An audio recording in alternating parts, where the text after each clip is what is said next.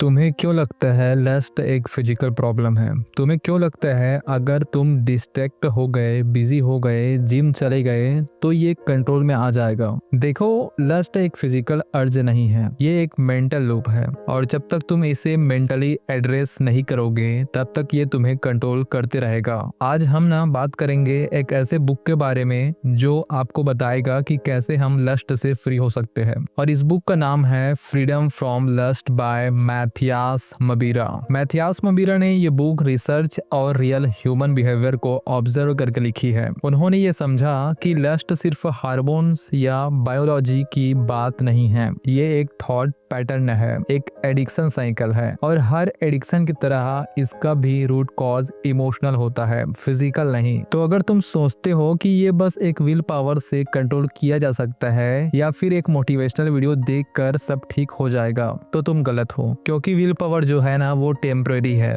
और मोटिवेशन वो तो ऐसा है जैसे सुबह खत्म और शाम को फिर अपनी जगह वापस आ जाता है। रियल गेम है माइंडफुलनेस और रीवायरिंग की। तो अब सवाल ये है कि लस्ट कम कैसे करें? देखो, तुम्हारा ब्रेन रिवार्ड सिस्टम पर चलता है। जब भी तुम्हें इंस्टेंट ग्रेटिफिकेशन मिलता है, डोपामिन रिलीज होता है और डोपामिन तुम्हें गुड फील कराता है। लस्ट भी वही करता है, वो तुम्हें इंस्टेंट प्लेजर देता है बिना किसी एफर्ट के, बिना वेट किए, बिना किसी आउटकम के। तो तुम्हारा ब्रेन इसे शॉर्टकट समझने लगता है। बोर हो तो लस्ट, स्ट्रेस हो तो लस्ट, लोनली फील कर रहे हो तो लस्ट। ये एक कॉपी मैकेनिज्म बन जाता है और इसी से प्रॉब्लम क्रिएट होता है, क्योंकि जब तुम्हारा ब्रेन एक ही चीज को बार बार रिवार्ड के लिए यूज करता है तो वो फिर डिपेंडेंट हो जाता है। मतलब तुम्हें लगता है मुझे ये चाहिए, लेकिन रियलिटी में तुम्हारा ब्रेन को बस डोपामिन चाहिए होता है और डोपामिन रिलीज करने के सबसे आसान तरीका वो है लस्ट। मैं तुम्हें एक रियल लाइफ एग्जांपल बताता हूँ। एक बंदा 9 to 5 जॉब करता है, रोज वही बोरिंग मीटिंग, रिपीटेटिव काम, बॉस का प्रेशर और फिर शाम को जब वो घर वापस आता है थका हुआ, डीमोटिवेटेड, फिर सोचता है कि कुछ प्रोडक्टिव करूं, स्किल सीखूं या फिर अपना साइड प्रोजेक्ट शुरू करूं। लेकिन नहीं, सोफा पे बैठा, फोन उठाया और बिना किसी रीजन के रील स्क्रॉल करना शुरू कर देता है। लस्ट को ट्रिगर करने वाले कंटेंट देखता है और फिर क्या,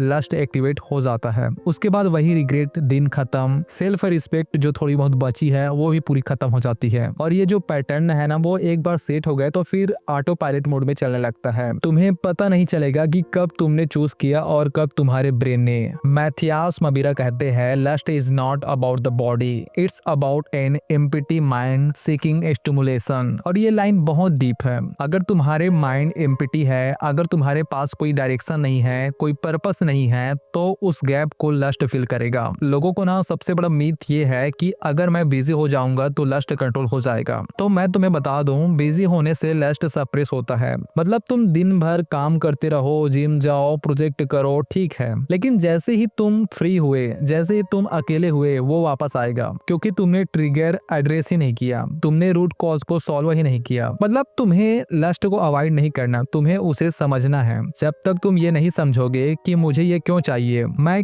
किस इमोशन को फील करना चाहता हूँ, मैं कौन सी डिस्कम्फर्ट से भाग रहा हूँ, तब तक ये लूप चलेगा। तो सॉल्यूशन क्या है? Mindfulness, no suppression, no distraction, only mindfulness. चलो अब प्रैक्टिकली समझते हैं कि how to freedom from lust. Step number 1, identify the trigger not the urge. जब भी तुम्हें लस्ट का थॉट आए, पहला एक छोटा सा ब्रेक लो। अपने आप से पूछो कि मैं अभी बोर हो रहा हूँ या स्ट्रेस में हूँ? क्या मैं किसी इनसिक्योरिटी को अवॉइड करना चाहता हूँ? क्या मुझे वैलिडेशन चाहिए? ज्यादातर केस में लस्ट सेकेंडरी है, रियल प्रॉब्लम है बोर्डम, अकेलापन, एंजाइटी, खुद को कम समझना। जब तुम रूट इमोशन को आइडेंटिफाई करते हो तब तुम उसे एड्रेस करते हो। Step number 2, delay don't decline. अगर अर्ज आए तो इमिडिएटली रिएक्ट मत करो। खुद से बोलो ठीक है, अगर मुझे 10 मिनट बाद भी ये करना है तो मैं करूंगा, और उस 10 मिनट में कुछ और करो। वॉक पे जाओ, पानी पियो, म्यूजिक सुनो। ज्यादातर केस में अर्ज चली जाती है, क्योंकि अर्ज एक वेव है, वो पीक पे जाती है और फिर उतरती है। लेकिन अगर तुम वेव के पीक पे रिएक्ट करोगे तो तुम हार जाओगे।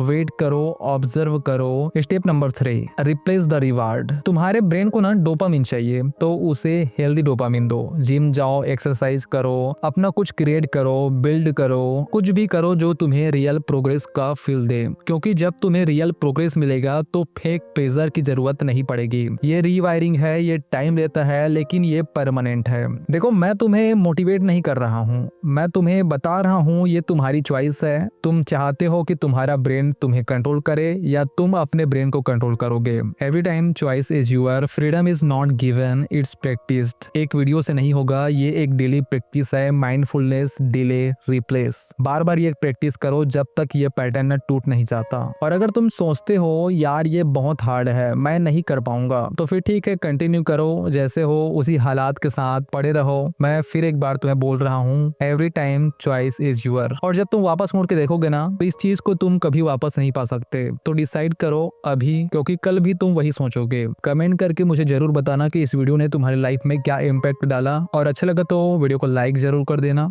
मिलते हैं फिर इसी तरह से एक मोटिवेशनल और इंस्पिरेशनल बुक के साथ। तब तक के लिए धन्यवाद।